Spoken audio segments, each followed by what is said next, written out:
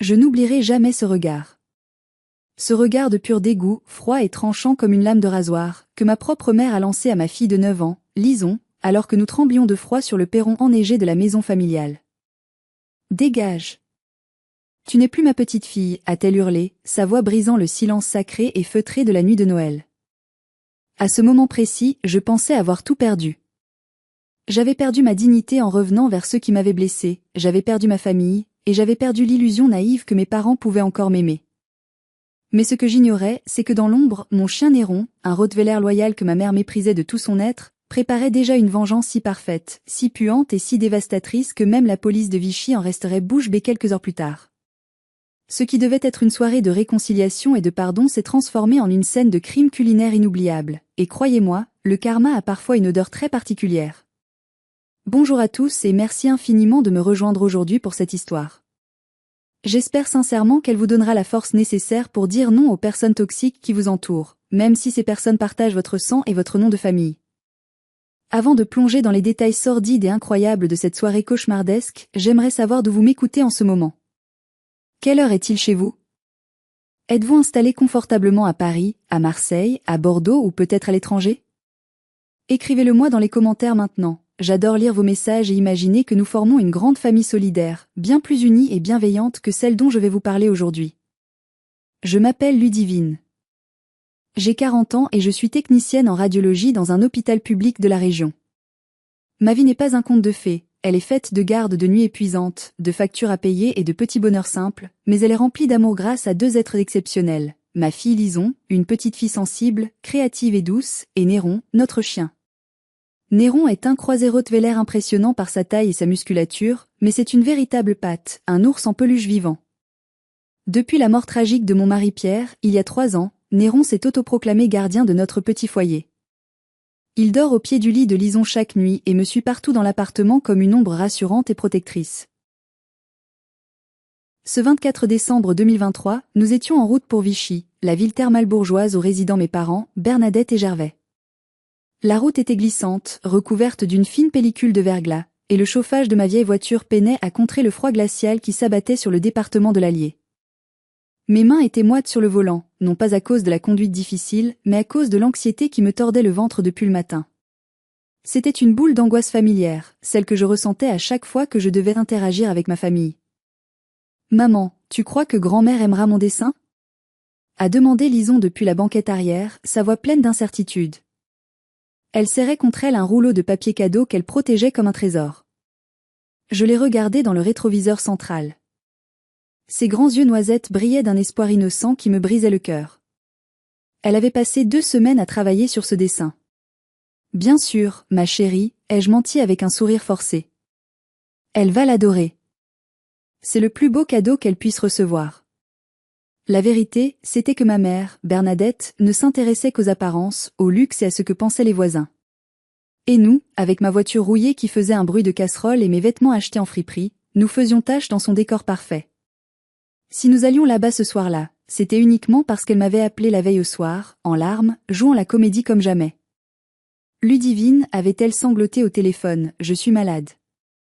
Le médecin est inquiet. Il dit que c'est peut-être mon dernier Noël. Je veux voir Lison. Je veux qu'on soit tous réunis une dernière fois. S'il te plaît, pour une fois dans ta vie, ne sois pas égoïste. Égoïste. C'était son mot préféré pour me décrire, son arme favorite pour me culpabiliser. Pourtant, c'est moi qui avais payé ses soins dentaires coûteux l'année précédente quand elle se plaignait de ne pas être remboursée. C'est moi qui venais la voir chaque fois qu'elle avait un rhume ou une migraine. Mais dans la famille, le rôle du héros, de l'enfant prodige, était déjà pris par mon frère cadet, Romaric. Romaric, le Golden Child, l'enfant roi à qui on ne refusait rien.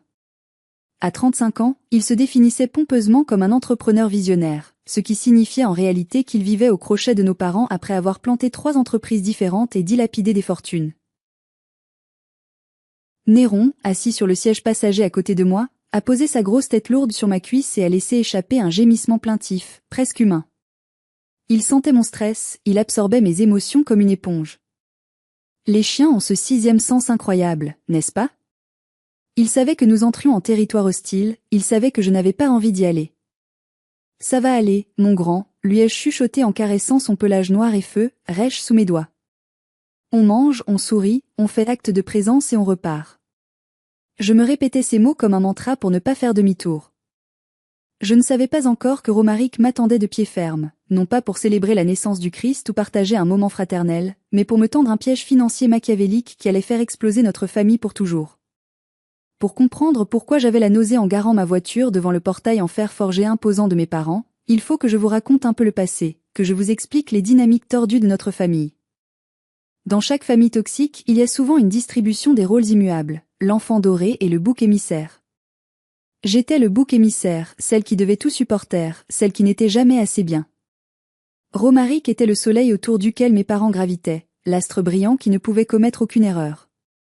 2 ans plus tôt, juste après le décès brutal de mon mari Pierre dans un accident de voiture, j'avais touché une petite somme de son assurance vie. C'était de l'argent sacré pour moi, destiné aux études futures de Lison, à son permis de conduire, à son premier appartement. C'était notre filet de sécurité, notre bouée de sauvetage dans un océan d'incertitude. Mais Romaric avait eu une idée de génie, une de plus, ouvrir un bar à vin conceptuel dans le centre chic de Vichy. Il lui manquait 40 000 € pour débloquer le prêt bancaire et démarrer les travaux. Mes parents m'avaient convoqué, ils m'avaient encerclé, ils m'avaient supplié. C'est ton frère, Ludivine, m'avait dit mon père, Gervais, avec ce ton plaintif et misérable qu'il utilise toujours pour me culpabiliser et obtenir ce qu'il veut. Il a besoin d'un coup de pouce pour démarrer. Si tu ne l'aides pas, tu brises ses rêves. Et puis, c'est un investissement sûr, tu le sais bien. Ma mère avait renchéri, plus agressive. Tu as cet argent qui dort sur un compte en banque. Tu préfères le laisser à la banque pour engraisser des inconnus plutôt que d'aider ta propre chair et ton propre sang? Pierre aurait voulu que tu aides la famille. Sous la pression constante, épuisée par le deuil et la solitude, j'avais fini par céder. J'avais prêté les 40 000 €. Sans contrat formel devant notaire, juste une reconnaissance de dette griffonnée sur un coin de table de cuisine, parce qu'entre familles, on se fait confiance, n'est-ce pas? C'était l'argument fatal. 6 mois plus tard, le bar a fait faillite, comme tout le monde l'avait prédit sauf eux. Romaric avait passé plus de temps à offrir des tournées générales de champagne à ses amis et à jouer au patron important qu'à gérer les comptes et les stocks. Quand j'ai demandé le remboursement promis, ils m'ont ri au nez. Tu vois bien qu'il est malheureux. A crié ma mère, outrée par mon audace. Il a tout perdu. Tu ne penses qu'à l'argent, c'est indécent. Tu devrais avoir honte de réclamer des sous à ton frère en détresse. Depuis ce jour, je n'avais pas revu un seul centime. Je vivais chichement, comptant chaque euro pour les courses au supermarché, privant Lison de vacances, tandis que Romaric continuait de porter des costumes de marque italienne et de conduire la vieille Mercedes de collection de mon père. J'avais pris mes distances pour me protéger, limitant les contacts au strict minimum, quelques appels brefs pour les anniversaires. Mais la maladie mortelle soudaine de ma mère avait réactivé ma culpabilité d'enfant mal aimé qui cherche toujours l'approbation de ses parents. Je voulais que Lison ait des souvenirs avec ses grands-parents, même s'ils étaient imparfaits. Quelle erreur monumentale j'ai commise ce soir-là. En arrivant devant la maison, j'ai remarqué que la façade était illuminée comme les Champs-Élysées. Des guirlandes clignotantes couraient le long des gouttières, un renne lumineux géant trônait au milieu de la pelouse gelée, et des projecteurs inondaient la façade de rouge et de vert. C'était vulgaire, bruyant, excessif. Tout le contraire de ma vie actuelle, faite de discrétion et de simplicité. J'ai coupé le moteur. Le silence est retombé, lourd et oppressant, seulement troublé par le tic-tac du moteur qui refroidissait. On est arrivé? A demandé Lison en détachant sa ceinture. Oui, ma puce. N'oublie pas ce qu'on a dit. On reste poli, on dit merci, on ne répond pas aux méchancetés, et si tu veux partir, tu me fais le signal secret. Le signal secret, c'était se gratter le nez 2 fois rapidement. Nous l'avions mis au point avant de partir, comme 2 agents secrets en mission derrière les lignes ennemies. Néron a aboyé doucement, un son grave et profond, en voyant une silhouette s'approcher de la voiture. C'était Romaric. Il portait un pull en cachemire bordeaux qui devait coûter le prix de mon loyer et tenait une cigarette électronique à la main. Il a tapoté sur ma vitre avec une arrogance qui m'a donné envie de faire marche arrière immédiatement et de rentrer chez moi. J'ai baissé la vitre. L'air glacial de la nuit s'est engouffré dans l'habitacle, nous faisant frissonner. Salut la compagnie, a-t-il lancé sans le moindre sourire. Son regard froid a glissé sur Lison sans s'arrêter, comme si elle était invisible, puis s'est posée sur Néron avec un dégoût palpable. « Tu as amené la bête ? Maman va piquer une crise, tu le sais très bien. » « Il reste avec nous, ai-je répondu fermement, sentant la colère monter. Je ne vais pas le laisser seul à l'appartement le soir de Noël alors que les voisins tirent des pétards. Il a peur. Il est propre et bien élevé, contrairement à certains humains que je connais. Romaric a eu un petit rire méprisant, une sorte de ricanement sec. Toujours aussi piquante, Ludivine. Toujours aussi aigrie. Allez, sortez de cette épave. Les voisins vont croire qu'on reçoit les éboueurs ou les gens du voyage. Cette phrase, cette insulte gratuite, aurait dû me faire partir. Mais je suis restée. Pour Lison. Pour la promesse d'un dernier Noël avec ma mère mourante. Je suis descendue de voiture, mes bottes crissant dans la neige, j'ai attaché la laisse de Néron, et j'ai pris la main gantée de ma fille. Nous nous sommes dirigés vers la gueule du loup, sans savoir que le piège allait se refermer violemment dès le seuil de la porte franchi. À peine avions-nous fait 3 pas vers l'entrée majestueuse de la maison que Romaric nous a barré la route physiquement. Il a exhalé une bouffée de vapeur parfumée à la vanille chimique qui m'a pris à la gorge et m'a fait tousser. « Attends une minute », a-t-il dit en levant la main comme un policier faisant la circulation. Le chien ne rentre pas. C'est non négociable. J'ai senti la laisse se tendre dans ma main. Néron, sentant l'hostilité émanant de mon frère, s'est collé contre ma jambe, cherchant ma protection. « Pardon ?» ai-je répliqué, incrédule. Il fait -2 degrés, Romaric. Il neige. Le vent est glacial. Tu veux que je le laisse ou ? Dans la voiture ? Il va geler sur place. Il a pointé du doigt le fond du jardin sombre, vers une vieille cabane en bois délabré qui servait autrefois à stocker les outils de jardinage et qui, je le savais pertinemment, était infestée de rats et de courants d'air. Là-bas. Il y a un toit. Ça suffira amplement pour un chien. Ce n'est qu'une bête, Ludivine, arrête de le traiter comme un humain. Tu plaisantes, j'espère ? C'est une ruine. Le toit fuit, il n'y a pas de porte. Je vais le mettre dans le garage, il y a le chauffage d'appoint et c'est isolé. Non, a tranché Romaric avec autorité. Dans le garage, il y a ma nouvelle moto, une Ducati. Je ne veux pas que ton monstre la raie avec ses griffes ou pisse dessus par jalousie. Lison a serré ma main très fort, ses petits doigts s'enfonçant dans ma paume. Maman, Néron va avoir froid. Sa petite voix tremblait de peur et de compassion pour son ami à 4 pattes. La colère a commencé à monter en moi, une chaleur sourde qui partait de mon estomac et envahissait ma poitrine. Soit il va dans le garage, soit on repart tout de suite. Je ne discute pas. C'est ma condition. Romaric m'a fixé, ses yeux plissés, pesant le pour et le contre. Il savait que si je partais maintenant, il ne pourrait pas mettre son plan à exécution auquel qu'il soit. Il avait besoin de moi à l'intérieur. D'accord, a-t-il fini par grommeler, visiblement contrarié. Mais tu l'attaches court. Très court. S'il touche à ma moto, s'il y a une seule égratignure, je te jure que je le transforme en tapis de sol. Nous avons installé Néron dans un coin du garage, loin de la précieuse moto rouge rutilante et de la voiture de mon père. Je lui ai laissé sa couverture polaire que j'avais apportée et un bol d'eau fraîche. Son regard triste et implorant quand j'ai fermé la porte du garage m'a transpercé le cœur. Je reviens vite, promis, mon chien, lui ai-je dit à travers la porte. Je ne savais pas à quel point cette promesse allait être tenue de manière spectaculaire et inattendue. Nous sommes enfin entrés dans la maison. Le choc thermique a été brutal. La chaleur était étouffante, saturée d'odeurs de dinde rôtie, de foie gras chaud et de parfums lourds et entêtants. Ma mère, Bernadette, trônait dans son fauteuil Louis XV au milieu du salon, comme une reine vieillissante sur son trône. Pour une femme soi-disant à l'article de la mort, elle avait une mine superbe, le teint frais et les joues roses. Elle portait une robe de cocktail à paillettes dorées qui moulait ses formes, ses cheveux étaient parfaitement coiffés en chignon laqué, et elle arborait ses perles les plus chères autour du cou. « Ah, vous voilà enfin », a-t-elle dit sans faire l'effort de se lever. « Vous êtes en retard. On vous attend pour commencer l'apéritif. » Lison s'est avancée timidement, intimidée par le décor et l'ambiance. « Bonsoir grand-mère. Joyeux Noël. » Elle a tendu les bras pour un câlin, cherchant un peu d'affection. Ma mère a esquissé un mouvement de recul, comme si Lison était contagieuse ou sale. Elle a juste tendu une joue poudrée, froide et distante. Fais attention à ma robe, Lison. Tes mains sont propres?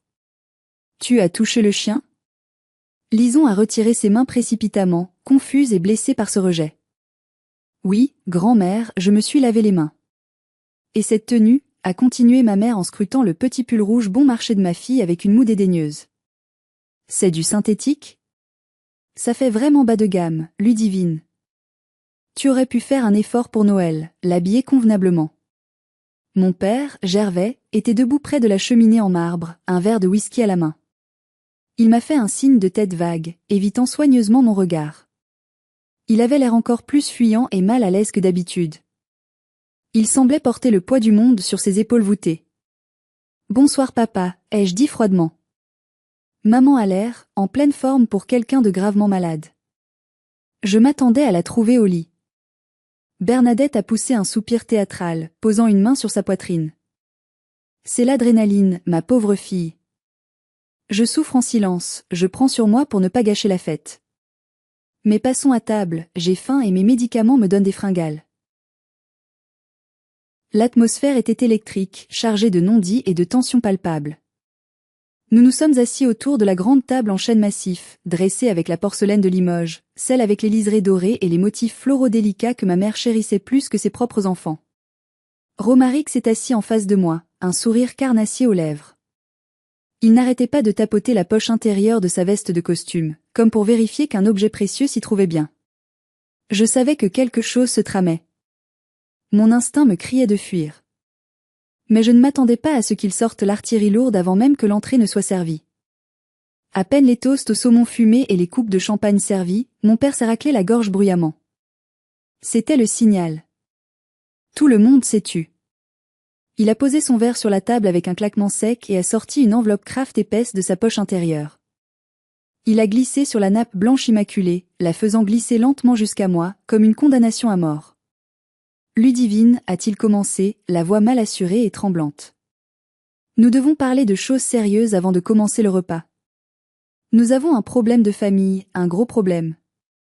J'ai regardé l'enveloppe jaune, puis mes parents, puis Romaric qui affichait un air de faux repentir absolument grotesque, jouant la comédie de l'homme abattu. Quel genre de problème? Ai-je demandé, sans toucher à l'enveloppe, craignant ce qu'elle pouvait contenir. C'est Romaric, a intervenu ma mère, prenant le relais avec autorité et impatience. Ton frère a eu quelque malchance en affaires récemment. Il a été victime de gens malhonnêtes, de jaloux. Romaric a baissé les yeux vers son assiette vide. J'ai voulu investir dans les crypto-monnaies et le trading en ligne. On m'a arnaqué, lui dit.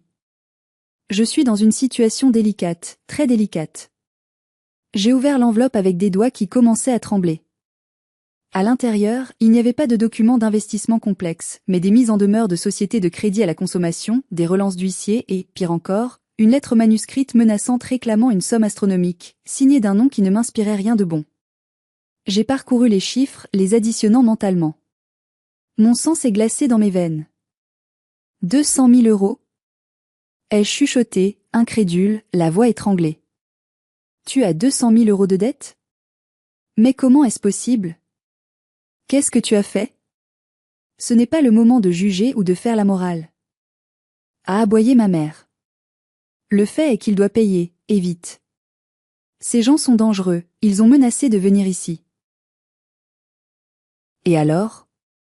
Ai-je répondu, sentant la panique monter, mon cœur battant la chamade. Pourquoi vous me montrez ça? Je n'ai pas cet argent. Vous savez très bien que je n'ai rien, je finis mes mois à découvert. Mon père a repris la parole, essayant d'être conciliant. Toi, non, tu n'as pas de liquidité. Mais tu as l'appartement. Tu es propriétaire. Le silence qui a suivi cette phrase était assourdissant, lourd de conséquences. Lison a arrêté de manger son toast, sentant la gravité du moment, ses yeux passant de moi à son grand-père. L'appartement? Ai-je répété lentement, essayant de comprendre l'incompréhensible. Mon appartement? Celui que j'ai fini de payer avec l'assurance d'essai de Pierre? C'est le toit de ma fille. C'est tout ce que nous avons. Écoute, a dit Romaric, se penchant vers moi par-dessus la table, son visage changeant d'expression. On a juste besoin que tu mettes ton appartement en garantie pour un prêt consolidé bancaire. Ou mieux, que tu le vendes rapidement. Tu pourrais retourner vivre en location, prendre quelque chose de plus modeste, un petit 2 pièces. C'est juste temporaire, le temps que je me refasse une santé financière. Je te rembourserai, je te le jure. J'étais sidérée, choquée par tant d'audace et d'égoïsme. Tu veux que je vende ma maison, la seule sécurité de Lison, pour payer tes dettes de jeu? Parce que c'est du jeu, n'est-ce pas? De la crypto, du trading sauvage, c'est du pari. Tu as joué et tu as perdu. Ma mère a frappé du poing sur la table, faisant teinter la porcelaine et sursauter Lison. Ne sois pas hystérique, Ludivine. C'est ton frère. Il risque sa vie. Toi, tu es une femme, tu es encore jeune, tu as un physique agréable, tu peux te remarier, trouver un homme pour t'entretenir et t'acheter une autre maison. Romaric est un homme, il a besoin de son statut social, de sa carrière, de sa réputation. On ne peut pas le laisser couler. C'est le pilier de la famille. Arrêtons-nous une seconde. Je veux que vous preniez un moment pour imaginer cette scène, pour la visualiser. Vos propres parents, ceux qui sont censés vous protéger, vous demandent de sacrifier le toit de votre enfant, votre unique bien, pour sauver le frère qui vous a déjà volé par le passé et qui ne fait rien de sa vie. Que feriez-vous à ma place? Est-ce que vous signeriez pour sauver la famille et l'honneur? Ou est-ce que vous renverseriez la table de rage? Dites-moi franchement ce que vous auriez fait dans les commentaires ci-dessous. J'ai besoin de savoir si je suis folle de penser que c'est monstrueux, ou si leur demande était aussi abjecte que je le pensais. C'est hors de question, ai-je dit, ma voix tremblante de rage contenue, essayant de rester calme pour ne pas effrayer Lison davantage. Je ne signerai rien. Jamais. Vous m'entendez? Jamais. Tu es une sans cœur. A craché ma mère, son visage se déformant par la haine. Après tout ce qu'on a fait pour toi. Après t'avoir élevé, nourri. Ce que vous avez fait? Vous m'avez pris mes 40 000 euros. Vous ne m'avez jamais remboursé. Et maintenant vous voulez ma maison? Vous voulez que ma fille et moi en finissent à la rue pour que monsieur puisse continuer à jouer au grand seigneur? C'était un don. A crié Romaric, perdant son calme. On ne prête pas à la famille, on donne. C'est ça la solidarité. C'est là que j'ai compris, avec une clarté aveuglante. Il n'y avait pas de maladie. Pas de cancer, pas de Noël, pas d'amour. Juste une embuscade préméditée pour me dépouiller du peu qu'il me restait. J'ai regardé Lison. Elle avait les larmes aux yeux, terrifiée par les cris et la violence des mots. On s'en va, ai-je dit en me levant brusquement, renversant presque ma chaise. Lison, prends ton manteau. On rentre à la maison. Mon refus catégorique a agi comme un détonateur dans la pièce surchauffée. Romaric s'est levé d'un bond, son visage devenant pourpre de colère, les veines de son cou saillant dangereusement. Il n'était plus le frère malchanceux et victime, il était le prédateur à qui on refusait sa proie légitime. Tu ne partiras pas d'ici sans signer. A-t-il hurlé, sa voix montant dans les aigus. Il a contourné la table à grandes enjambées et s'est interposé physiquement entre nous et la double porte du salon. Pousse-toi, Romaric, ai-je averti, en serrant Lison contre moi, sentant son petit corps trembler contre ma hanche. Laisse-nous passer. Tu te crois supérieur, hein? A-t-il ricané, postillonnant presque. Avec ta petite vie médiocre, ton boulot minable à l'hôpital et ta fille? Il a cherché un mot blessant, scannant la pièce du regard. Ta fille qui ne sait même pas faire un cadeau correct. Qui arrive les mains vides ou presque. Il a saisi le sac en papier craft que Lison tenait toujours fermement contre elle. Avant que je puisse réagir ou l'arrêter, il en a sorti le dessin encadré que ma fille avait mis des heures et des heures à réaliser avec amour. C'était un portrait maladroit, aux couleurs vives, mais incroyablement touchant de nous 5, mes parents, Romaric, Lison et moi, avec Néron dessiné en gros à côté.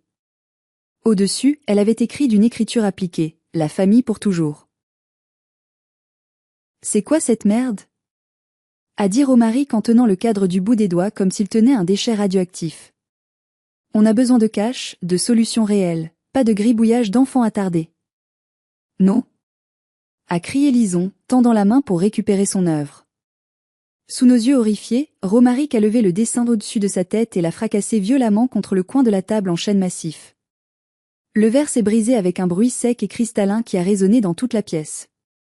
Il a arraché le papier du cadre brisé et l'a déchiré en deux, puis en quatre, jetant les morceaux par terre comme des ordures insignifiantes.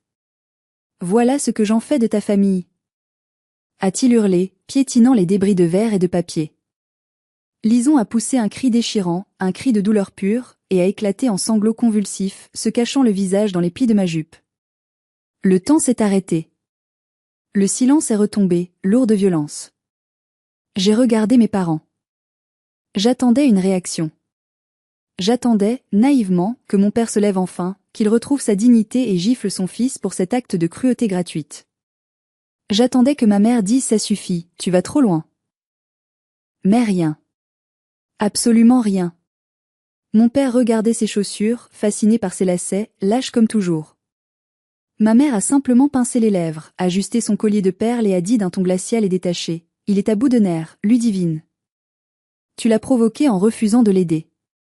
C'est de ta faute si on en arrive là. Tu pousses les gens à bout. » C'était la goutte d'eau. La phrase de trop qui fait déborder le vase.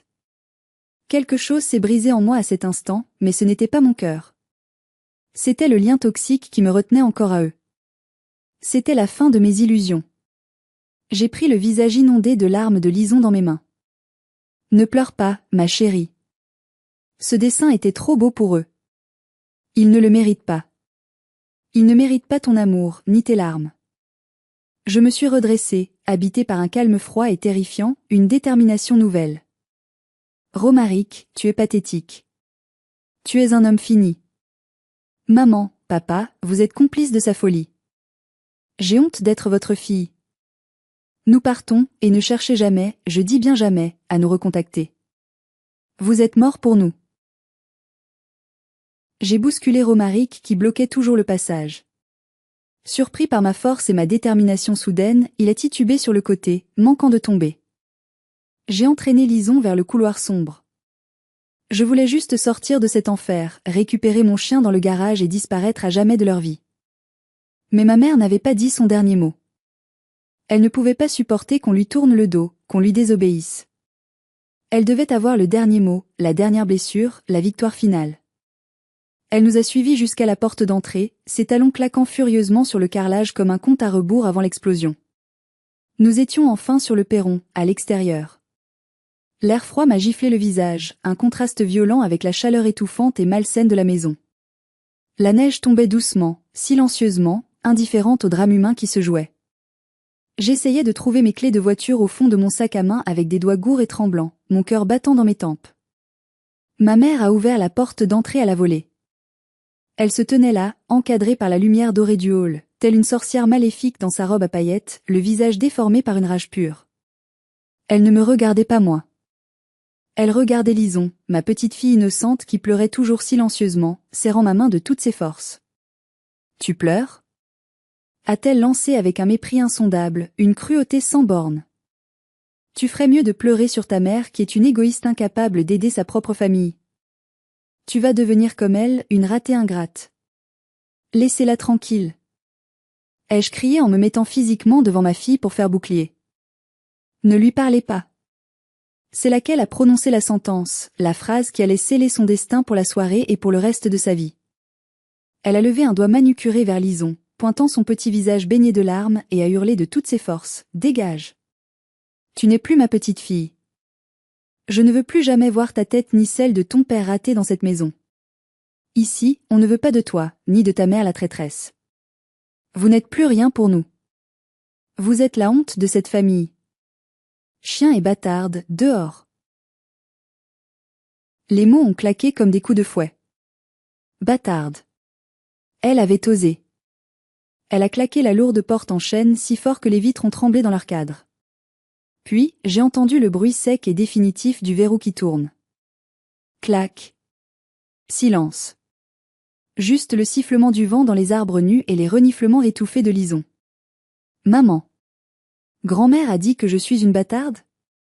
A demandé Lison, la voix brisée, levant vers moi ses yeux remplis d'incompréhension. C'est quoi une bâtarde ? J'étais pétrifiée, incapable de bouger. La violence des mots était telle que je n'arrivais pas à respirer. Non, chérie. Grand-mère est folle. Elle est méchante. tu es la plus belle chose qui me soit arrivée. Ne l'écoute pas. Mais alors que je cherchais encore mes clés, un bruit est venu du côté de la maison. Un bruit sourd, rythmé, puissant. Boum. Boum. Boum. C'était dans le garage. Et soudain, un craquement sinistre de bois qui cède. Je me suis souvenu d'un détail crucial. La porte latérale du garage, celle qui communiquait directement avec le jardin où nous étions, était vieille, vermoulue et fermait mal. Et je me suis souvenu aussi que Néron détestait deux choses par-dessus tout au monde, les cris agressifs et sentir que Lison était en détresse. Il avait entendu les hurlements de ma mère. Il avait senti la peur et la tristesse de Lison à travers les murs. Son instinct de protecteur s'était réveillé. « Maman, regarde !» a chuchoté Lison en pointant le garage du doigt, ses larmes s'arrêtant net. La porte latérale a explosé vers l'extérieur dans une gerbe d'écharde. Une masse noire et puissante de 50 kilos a jailli dans la neige. Néron. Il ne s'est pas dirigé vers nous pour nous faire la fête. Il a tourné sa tête massive vers la maison, vers la grande baille vitrée illuminée de la salle à manger où mes parents et Romaric s'étaient rassis, probablement pour trinquer à leur victoire et se féliciter de nous avoir chassés. Les oreilles de Néron étaient couchées en arrière, ses babines retroussées. Il a émis un grondement sourd, un son primal qui venait du fond de sa gorge et qui a fait vibrer ma propre cage thoracique. Ce qui allait se passer ensuite, je n'aurais jamais pu l'imaginer, même dans mes rêves les plus fous ou les scénarios les plus improbables. La porte-fenêtre de la salle à manger n'était pas verrouillée, juste fermée. Et Néron avait très, très faim, il n'avait pas mangé depuis le matin en prévision du repas de Noël, et il était très, très en colère de nous savoir dehors. Néron a foncé. Il n'a pas couru, il a chargé comme un taureau furieux dans l'arène. Il a traversé la terrasse enneigée en 3 bonds puissants et gracieux. J'ai vu Romaric à travers la vitre, levant son verre de vin rouge, un sourire suffisant et victorieux aux lèvres. Son sourire s'est effacé instantanément, remplacé par un masque de terreur pure, quand il a vu la bête noire foncer droit sur la baie vitrée. Néron a percuté la porte-fenêtre de tout son poids. Heureusement pour lui, et malheureusement pour eux, elle s'est ouverte sous l'impact violent, le loquet était vieux et mal enclenché, s'écrasant contre le mur intérieur avec un fracas de verre brisé et de métal tordu. « Non !» a hurlé ma mère, se levant d'un bond. Je me suis précipitée vers la fenêtre, Lison sur mes talons, nous sommes restés là, spectatrices impuissantes et fascinées de la scène apocalyptique qui se déroulait à l'intérieur, comme devant un film au ralenti. Néron n'a attaqué personne. Ce n'est pas un chien méchant, il est dressé et équilibré. C'est un chien gourmand et opportuniste. Il a totalement ignoré Romaric qui a sauté sur sa chaise en hurlant comme une fillette effrayée. Il a ignoré mon père qui tentait maladroitement de se cacher derrière le buffet en merisier. Néron avait une cible unique et précise, la table du festin. Il a posé ses 2 pattes avant énorme et pleine de neige sur la nappe en dentelle blanche immaculée. La table a tangué dangereusement sous son poids. D'un coup de mâchoire précis et rapide, il a saisi la dinde de 5 kilos, dorée à souhait, qui trônait au centre. En tirant dessus pour la faire tomber, il a entraîné avec lui la nappe et tout le reste. Ce fut une symphonie de destruction. La soupière en argent remplie de velouté de potiron, par terre, explosant en une flaque orange. Les verres en cristal de baccarat, explosés en 1000 morceaux scintillants. La fameuse sauce aux morilles, fierté de ma mère, renversée intégralement sur le tapis persan crème hors de prix que ma mère avait mis des années à payer. Mon tapis. Mon tapis. Glapissait Bernadette au bord de l'apoplexie, les mains sur la tête, assistant à la destruction de son univers matériel. Néron, lui, était au paradis. Il a englouti la dinde à même le sol, déchirant la chair, croquant les os, éclaboussant de graisse et de sauce les chaussures italiennes en cuir de Romaric qui n'osaient pas descendre de sa chaise perchée. Mais le clou du spectacle, la pièce de résistance, l'acte final de cette tragédie grecque, restait à venir. La dinde, riche en graisse, farcie au marron et aux épices, mélangée au stress de l'enfermement et au froid, a eu un effet immédiat, violent et dévastateur sur le transit intestinal de mon chien. Après avoir fini son festin en un temps record, Néron a cherché un endroit confortable pour se soulager. Il a grimpé, oui, il a littéralement grimpé sur le fauteuil de velours rouge de ma mère, celui qui était en bout de table, le siège royal. Il a tourné 3 fois sur lui-même, piétinant le velours, sous les regards horrifiés et impuissants de ma famille. Et là, il s'est accroupi, le dos rond, le regard concentré. Fais quelque chose. Il va chier. a hurlé Romaric à mon père, la voix étranglée par le dégoût. Mais c'était trop tard. Le destin était en marche. Avec un soupir de soulagement audible, Néron a libéré un torrent, une véritable coulée de lave brune, liquide et fumante. Il a visé avec une précision diabolique, directement sur l'assiette en porcelaine de Limoges de ma mère qui était restée sur la table devant le fauteuil, et cela a débordé généreusement sur le velours du siège et sur la nappe. L'odeur, même de dehors, avec le froid, j'ai cru la sentir. C'était une arme chimique, une punition divine. Néron a fini, s'est secoué vigoureusement, envoyant quelques gouttelettes de bave, et probablement d'autres substances, sur le pantalon de costume de Romaric, puis il a sauté à terre, l'air satisfait, repu et fier de son œuvre. À l'extérieur, Lison a arrêté de pleurer. Elle a écarquillé les yeux, a regardé la scène incroyable, puis m'a regardé. Et nous avons éclaté de rire. Un rire nerveux, hystérique, incontrôlable, libérateur. C'était horrible, c'était dégoûtant, c'était un désastre, mais mon Dieu, c'était la plus belle justice poétique que j'ai jamais vue de ma vie. Le chien qu'ils avaient traité comme un moins que rien venait de souiller tout ce qu'ils avaient de plus cher, leur luxe et leur arrogance. Le rire a été de courte durée, car les lumières bleues et tournantes des gyrophares ont illuminé la rue enneigée, projetant des ombres dansantes sur les façades des maisons bourgeoises. Les voisins, alertés par les cris hystériques de ma mère, qui hurlait comme si on l'égorgeait, et le bruit de verres brisés, avaient appelé la police, pensant probablement à un cambriolage ou à une agression. 2 policiers sont sortis de leur véhicule, l'air méfiant, la main posée sur leur étui. « Qu'est-ce qui se passe ici ?» a demandé le plus âgé, un homme grisonnant à l'air sévère et fatigué de travailler le soir de Noël. La porte d'entrée s'est rouverte violemment. Ma mère est sortie, échevelée, rouge de colère, le maquillage coulant, pointant un doigt accusateur et tremblant vers moi. « Arrêtez-la ! Arrêtez cette folle ! Elle a lâché une bête féroce sur nous. Elle a détruit ma maison. C'est une tentative de meurtre. Elle est dangereuse. » Les policiers se sont tournés vers moi. J'étais toujours là, debout dans la neige, serrant ma fille contre moi et tenant maintenant Néron par le collier. Il était sorti de la maison tout remuant de la queue, venant chercher des félicitations. « Madame ?» a interrogé le policier, visiblement confus par la scène. J'ai pris une grande inspiration pour calmer mes tremblements. « Monsieur l'agent, ma mère nous a mis à la porte, ma fille de 9 ans et moi, par moins de degrés, parce que j'ai refusé de donner mon appartement pour payer les dettes de jeu de mon frère. Mon chien a paniqué en nous entendant pleurer dehors, il s'est échappé du garage où on l'avait enfermé, et il a eu faim. » Le policier a regardé Lison, qui tremblait de froid, les yeux rouges et gonflés. Puis il a regardé l'intérieur de la maison à travers la baie vitrée brisée. Il a vu le chaos indescriptible. Il a vu la surprise fumante sur le fauteuil royal et l'assiette en porcelaine. Il a froncé le nez, puis un rictus a commencé à se dessiner sur ses lèvres. Il s'est tourné vers ma mère avec un regard nouveau, beaucoup moins bienveillant. « Madame, vous avez mis une enfant dehors par ce temps ? Le soir de Noël ? C'est chez moi. Je fais ce que je veux. » A glapi Bernadette, ne se rendant pas compte de l'image qu'elle donnait. « Regardez ce que ce monstre a fait à ma porcelaine. C'est une collection inestimable. » Le policier a eu un petit rire étouffé. Il retenait difficilement un fou rire nerveux. « Madame, je vois surtout des dégâts matériels causés par un animal non surveillé et affamé.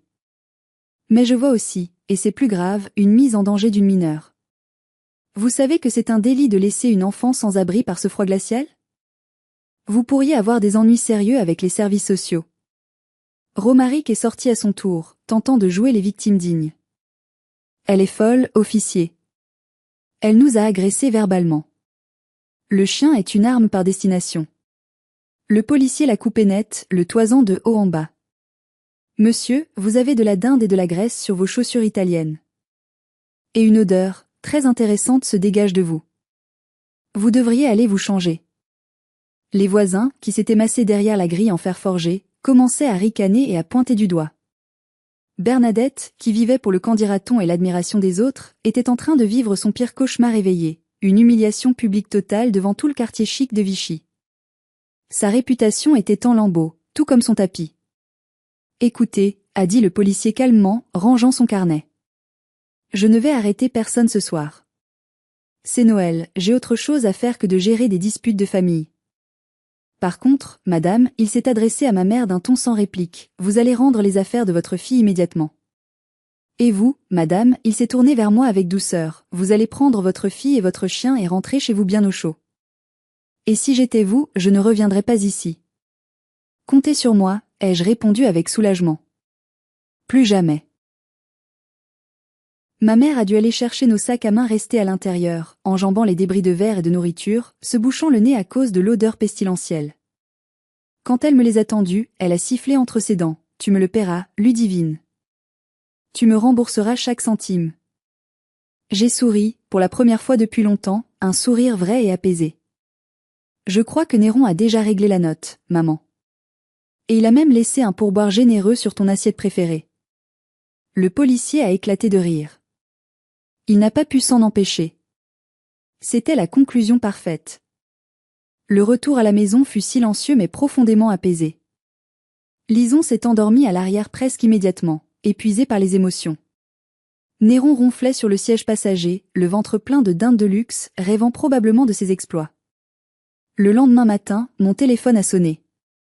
J'ai hésité à répondre, pensant que c'était ma mère pour m'insulter encore ou me menacer, mais c'était ma tante Colette, la sœur cadette de ma mère. Colette avait toujours été la brebis galeuse de la famille, l'artiste un peu folle, parce qu'elle avait osé divorcer 3 fois et vivre sa vie librement sans se soucier des conventions. Ludie ? A-t-elle dit, sa voix pétillante de malice. J'ai tout entendu. Les voisins m'ont appelé ce matin. C'est vrai pour la crotte sur le Limoges ? Dis-moi que c'est vrai. C'est vrai, tata. C'était grandiose. Elle a éclaté d'un rire sonore et communicatif. Oh, c'est merveilleux. C'est la meilleure nouvelle de l'année. Bernadette doit être en train de frotter ses chaises à l'eau de Javel en pleurant toutes les larmes de son corps. Puis, sa voix est devenue sérieuse et conspiratrice. Écoute-moi bien, ma chérie. J'ai su pour les dettes de Romaric. Tout se sait à Vichy. Mais il y a quelque chose que tu ne sais pas, et qu'ils t'ont caché. Quand ton père a vendu le grand terrain constructible de grand-père l'année dernière, il a mis une grosse partie de l'argent sur un compte caché au nom de Romaric pour dissimuler ça au fisc et pour avantager ton frère. Mais légalement, cet argent fait partie de l'héritage anticipé, et tu y as droit. Elle m'a donné tous les détails, les noms des banques, les dates. Elle m'a aussi rappelé que j'avais gardé les preuves du virement de mes 40 000 € il y a 2 ans, avec l'intitulé clair prêt pour Romaric. Ne te laisse pas faire, Ludie. Ils t'ont assez marché dessus. Attaque-les. Fais-leur peur. C'est le seul langage qu'ils comprennent. Et c'est ce que j'ai fait. J'ai puisé dans mes dernières forces. Dès le lundi matin, à la première heure, j'ai contacté un avocat spécialisé en droit de la famille. Avec le témoignage écrit de Colette et les traces bancaires irréfutables, j'ai envoyé une mise en demeure officielle à mes parents et à Romaric. Le courrier était clair, je réclamais mes 40 000 € immédiatement, plus les intérêts légaux, sinon je portais plainte pour abus de confiance, escroquerie, et je dénonçais la fraude fiscale sur la vente du terrain aux autorités compétentes. La panique a changé de camp. La peur a envahi leur camp.